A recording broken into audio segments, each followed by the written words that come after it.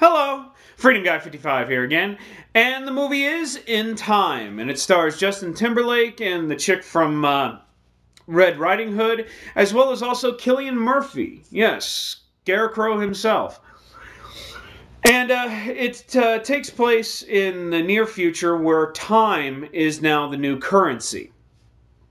I guess they they went away with credit cards and all this other stuff, and now you have a kind of running clock from when you were born. I guess it gets installed or whatnot, and they don't really explain it too much. All it is that you have this kind of neon running clock, and when you reach 25, you don't live you don't age any more than 25, and your clock starts running down. And you have to like work or do some sort of other thing to get your time up. So, and it becomes somewhat of a sense of a currency in your arm. Well, anyway, it stars this guy in the ghetto played by Justin Timberlake who winds up living day to day and trying to earn a living, but yet he can't, and all of that. And he winds up actually meeting a guy who is from the TV show White Collar, and he winds up seeing that he has a sentry on him, and he saves his life from people who are trying to steal his time.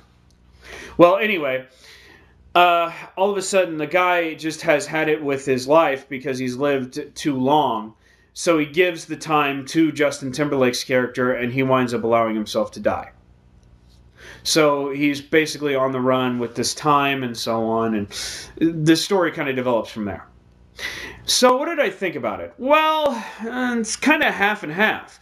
There are some good things that were very well executed in this film. There are a good tension, there's good, that good build-up within certain scenes, but then, of course, other scenes were really slow and just kind of dragged a little bit. The chemistry between Justin Timberlake and the girl, it's good, it works very well, but yet at the same time, there were times where it became believable, and then there were times where it just really wasn't believable. And it just was a mixed bag on that. And also, I did have a problem with the idea of the change of currency. I really loved how they actually made the future within how the language that they wound up talking, the different ways and how the currency was the currency of time was used.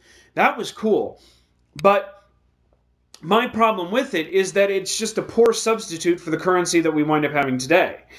I mean, seriously, when you wind up getting a check for money, that's how much money you get, aside from what the government steals from taxes, because they have to, do stuff with it, I guess. And but the money that you get on the check that states that this is your money doesn't go down. It stays the way it is. The only time that it ever goes down is when you choose to buy, purchase, or whatever. The one thing about this one is that it goes down when you buy and purchase stuff, but also it goes down when you actually just sit down. Like the seconds continue to tick away. So your money is automatically just drained from you, no matter what. And that doesn't really seem to be right. And there are a lot of humanitarian issues that are going to just come up, and it just doesn't make any sense that it needed much more of an explanation, and you just didn't get one in the movie. So that's my particular kind of problem with the kind of film.